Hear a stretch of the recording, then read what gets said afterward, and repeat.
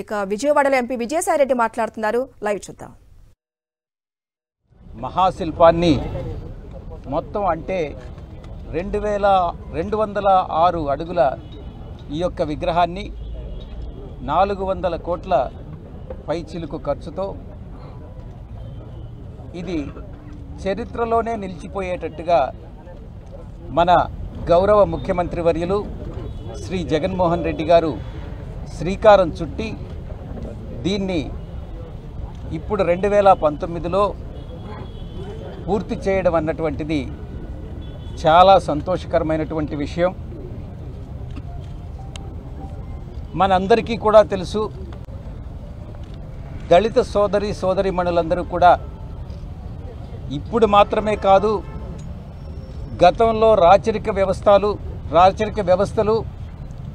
రాజులు సామ్రాజ్యాధీశులు ఉన్నటువంటి ఆ కాలంలో కూడా కుల వివక్షతకు మత వివక్షతకు లోనై అణగారిన వర్గాలుగా బడుగు బలహీన వర్గాలుగా అలాగే నిలిచిపోయినటువంటి నేపథ్యంలో ఈ యొక్క స్వాతంత్రం రాకముందు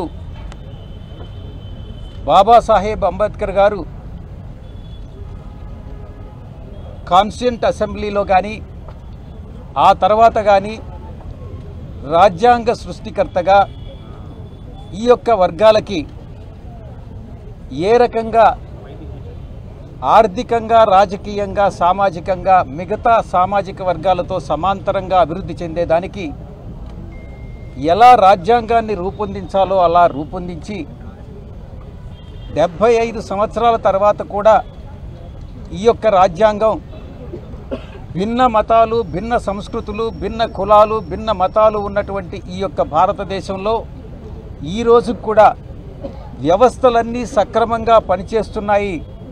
కార్యనిర్వాహక వ్యవస్థ కానీ, న్యాయ వ్యవస్థ కానీ, శాసన వ్యవస్థ కానీ అన్ని వ్యవస్థలు చక్కగా పనిచేస్తున్నాయనంటే అది ఆ రాజ్యాంగ సృష్టికర్త బాబాసాహెబ్ అంబేద్కర్ గారి ఆ యొక్క క్రెడిట్ ఆయనకే దక్కుతుంది. మీరందరూ బాధ్యతతో మన గౌరవ ముఖ్యమంత్రి బాబాసాహెబ్ అంబేద్కర్ గారి మీద ఉన్నటువంటి అభిమానంతో తన బాధ్యతను తన భుజస్కంధాల మీద వేసుకొని తరతరాలుగా వస్తున్నటువంటి ఈ యొక్క వివక్షతని, దళితుల పట్ల ఉన్నటువంటి వివక్షతని ఆయన ఏ ఉద్దేశంతో అయితే రాజ్యాంగాన్ని రూపకల్పన చేసి మనకు అందించి ఆయన వెళ్ళారో అదే స్ఫూర్తితో ఆ యొక్క లక్ష్యాన్ని నెరవేర్చేటటువంటి ఉద్దేశంతో బడుగు బలహీన వర్గాలని, దళితుల్ని అభివృద్ధి చెందించాలి రాజకీయంగా, సామాజికంగా, ఆర్థికంగా అన్నటువంటి ఒక లక్ష్యంతో గౌరవ ముఖ్యమంత్రి వర్యులు అహర్నిశాలు గత 4 సంవత్సరాల 8 నెలల కాలం నుంచి మన ప్రభుత్వం వైఎస్ఆర్ కాంగ్రెస్ పార్టీ ప్రభుత్వం వచ్చినప్పటి నుంచి కృషి చేస్తూ ఉన్నారన్నటువంటి విషయం మీకు తెలుసు.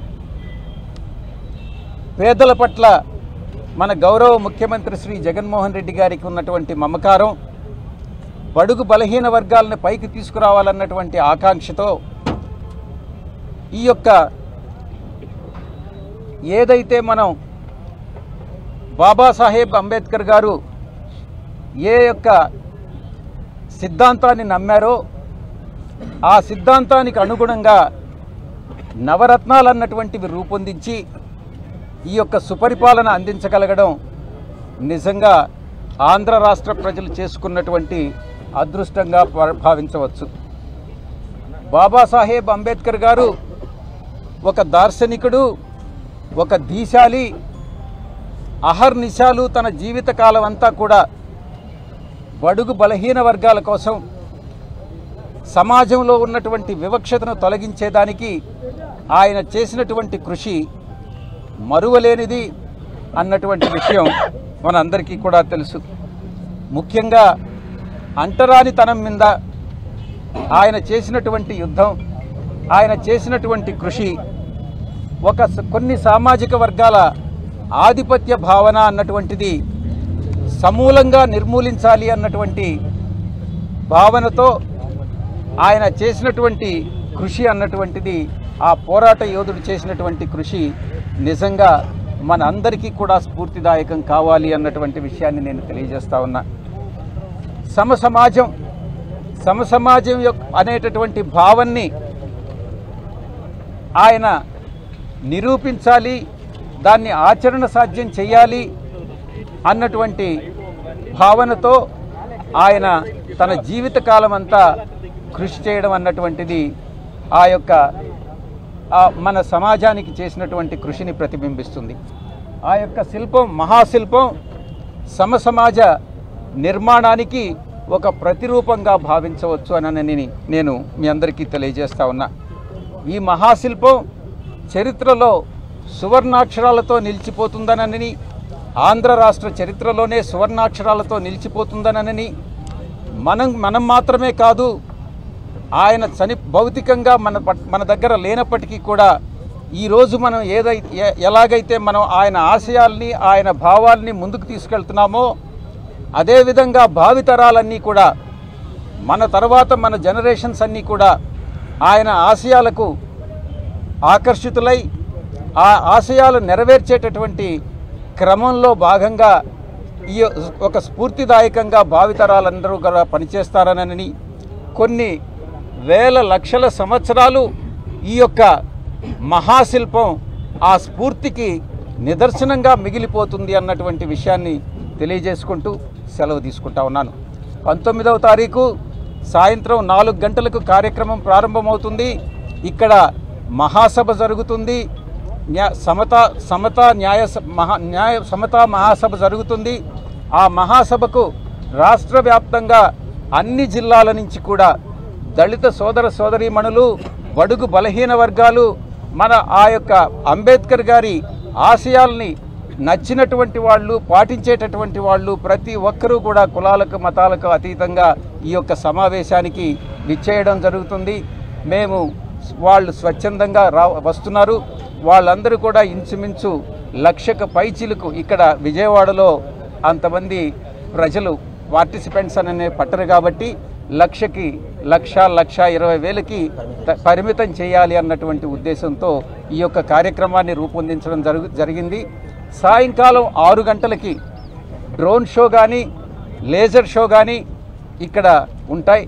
ఈ యొక్క భవిష్యత్తులో ఈ యొక్క ప్రాంగణం ఒక పర్యాటక కేంద్రంగా రూపొందుతుంది అన్నటువంటి దానిలో సందేహం లేదు. లైబ్రరీ కానీ, లోపల ఆడిటోరియం కానీ, వెనకాల కన్వెన్షన్ సెంటర్ కానీ, మ్యూజియం కానీ, ఇవన్నీ కూడా ఒక పర్యాటక కేంద్రంగా భవిష్యత్తులో రూపుదిద్దుకుంటుంది అన్నటువంటి విషయంలో సందేహం లేదని తెలియజేసుకుంటూ సెలవు తీసుకుంటా ఉన్నాను. 20వ తారీఖు తర్వాత పబ్లిక్ని సందర్శనకు అలౌ చేస్తాను. Thank you.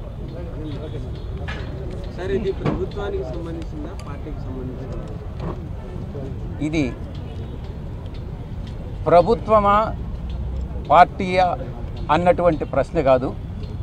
బాబాసాహెబ్ అంబేద్కర్ గారు ప్రజల మనిషి, బడుగు బలహీన వర్గాల మనిషి, దళిత అభివృద్ధి కోసం, దళితులని ఆ వివక్షతను తొలగించేదానికి ఆయన చేసినటువంటి కృషికి మన పార్టీయే కాదు, ప్రతి రాజకీయ పార్టీ కూడా అంబేద్కర్ గారిని ప్రశంసిస్తారు. కాబట్టి ప్రభుత్వ కార్యక్రమమా, ఇది పార్టీ కార్యక్రమమా అన్నటువంటి భేదం లేకుండా ప్రతి ఒక్కరూ కూడా ఈ యొక్క కార్యక్రమంలో పార్టిసిపేట్ చేయడం జరుగుతుంది. దీనికి ఆహ్వానం అక్కర్లేదు. ఒక దార్శనికుడి ఈ కార్యక్రమానికి ఆహ్వానం అవసరమా? మీరే చెప్పండి. ఆయన జీవితాన్నే అంకితం చేసినటువంటి వ్యక్తి బడుగు బలహీన వర్గాల కోసం. ఈరోజు ఇంకొక విషయం చెప్పాలనంటే, బాబాసాహెబ్ అంబేద్కర్ గారు ఈ యొక్క భారత గడ్డ పైన పుట్టి ఉండకపోతే బహుశా అలనాటి ఆ వివక్షత, అంటరానితనం, అస్పృశ్యత ఇవన్నీ కూడా ఈ రోజుకు కూడా ఆయన ఇచ్చినటువంటి రిజర్వేషన్స్ అన్నటువంటిది లేకపోతే ఈ రోజుకు కూడా ఆర్థికంగా బడుగు బలహీన వర్గాలు అభివృద్ధి చెందేటటువంటి వాళ్ళు కాదు. అదే ఆయనటువంటి ఆశయాలు. ఆ ఆశయాల్ని కొనసాగించడమే మన అందరి లక్ష్యం. పార్టీలకు అతీతంగా ఆ యొక్క ఆశయాలకు అనుగుణంగా మన జగన్మోహన్ రెడ్డి గారు ఈ యొక్క ప్రాజెక్టును ప్రారంభించారు. దీంట్లో పార్టీ అని కానీ ప్రభుత్వం అన్నటువంటి తేడా చూపించకూడదనేది నా ఉద్దేశం.